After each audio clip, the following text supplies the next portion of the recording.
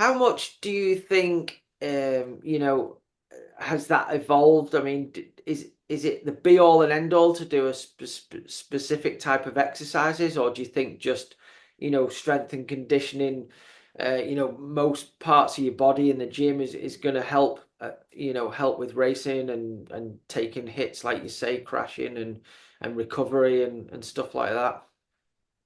But dude, this is such a good question.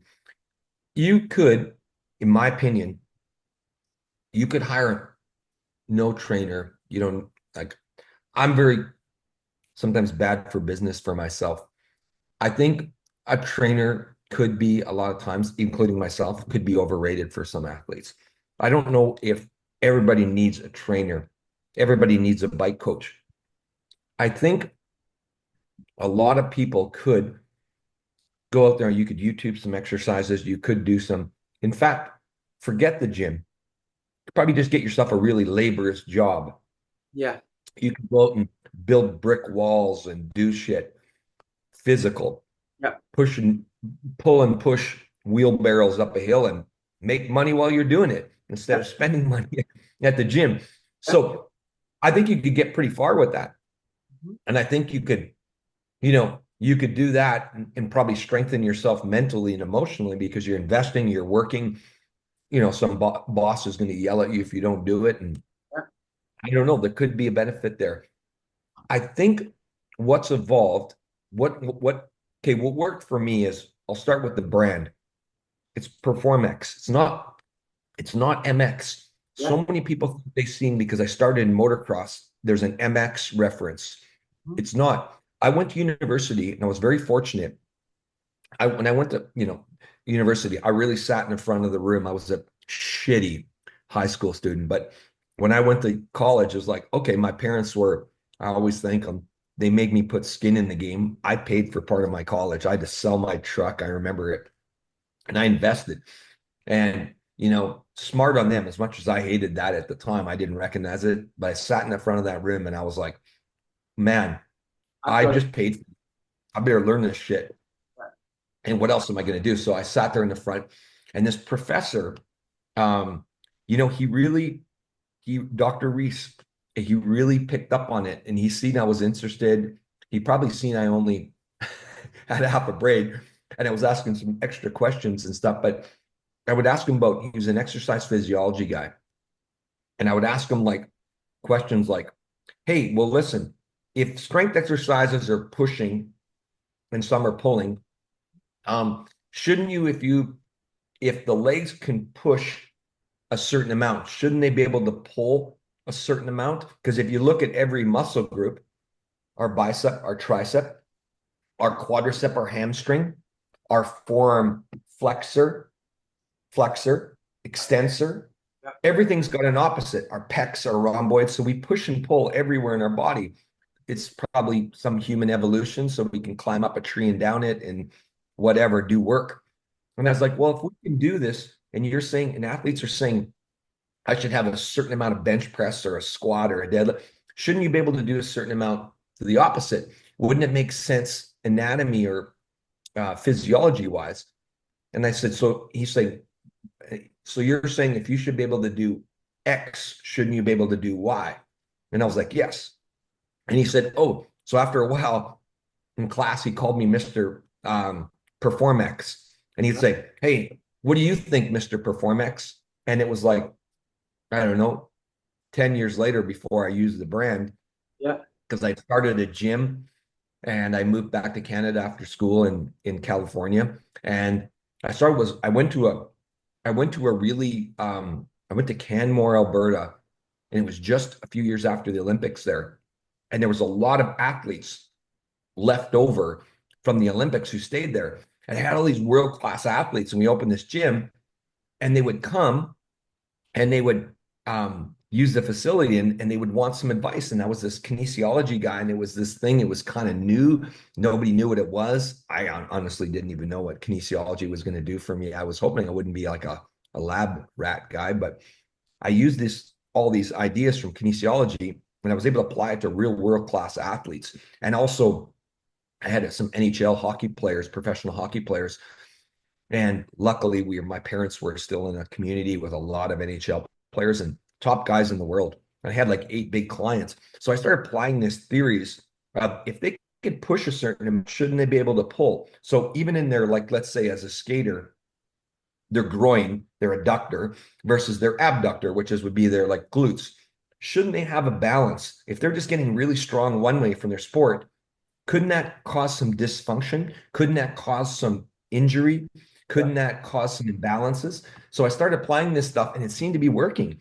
So I said, okay, PerformX seems to work. So lo and behold, I was like, you said about moto, little quick history again. Hopefully it's not too boring, but No. I went to, I was like, okay, I'm making a little bit of money now. I had the gym, I paid some bills. I'm going to get a motocross bike. I always wanted to. I grew up as BMX like you. And I was like, but I went from the age of probably 18 to 30, just broke as a joke, and school and debt and opening a business. And I had no time for this kind of like fun stuff. I had a mountain bike at college to ride up and down. I didn't, but it wasn't really mountain biking. It was just transportation. But all of a sudden 30 hit and I was like, okay, what do I want to do for fun now? I'm going to get a moto. So I got a moto. And anyways, I went to a motocross race in the first few months, and somebody there recognized me and they said, you work with some NHL hockey players.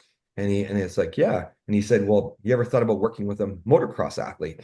I said, honestly, no, I'm just started at this.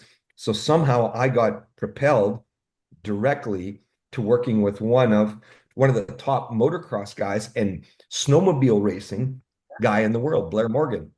Wow. And Blair Morgan was like, um, connection to you somehow because he was 6-time X Games gold medalist or medalist, Yeah. should Yeah. say, and he was up against Palmer. So Palmer was coming over and racing that snowcross thing, and I was going to X Games with, I went with Blair and, um, got into the action sports really quickly because all of a sudden here I'm working with this guy that's almost as big as Sean White at the Winter Games. And he's introducing me to all kinds of action sports athletes, and primarily at the time, snowcross and motocross. I didn't know anything about mountain biking.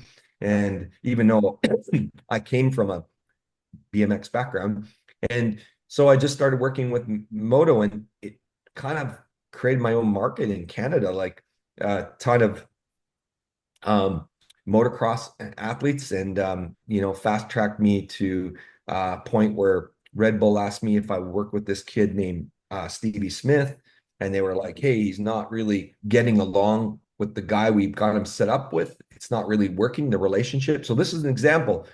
I knew who this guy is.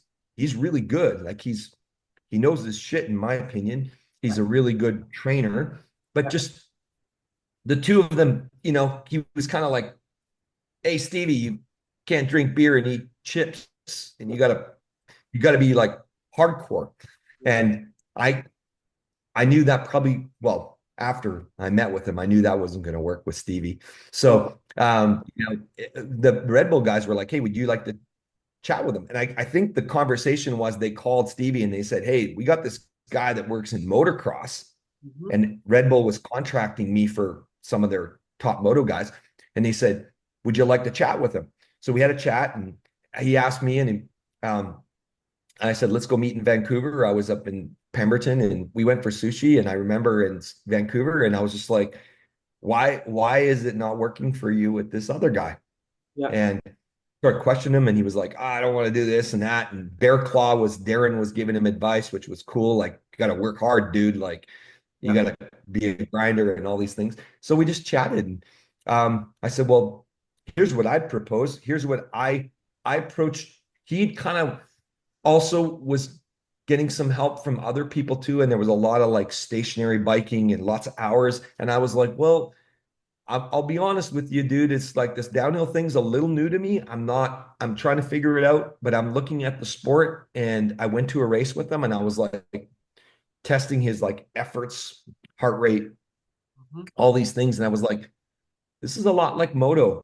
You Yeah. you got to use upper body, and You got to do these things that way. So to me, I was, using moto sort of technique, making it evolve with Stevie. And we were sort of making it work. We were just making it, evolve as we went along. And I remember year to year, and I remember like Red Bull asked me, like, the guys there were like, "What do you think of this kid? Like, is he winning material, and is he capable?" And I was like, because they knew I would kind of help them with sort of aptitude stuff, so like the mental side and stuff. And I was like, yeah, I think, you know, give him 5 or 6 years, and this guy's going to be champion. I mean, with the kind of the ingredients he has mentally, Yeah. and somehow just guessed, right? Just a fluke, just trying to give him a number. But 6 years later, together, he won the championship. Yeah. And, we did that. But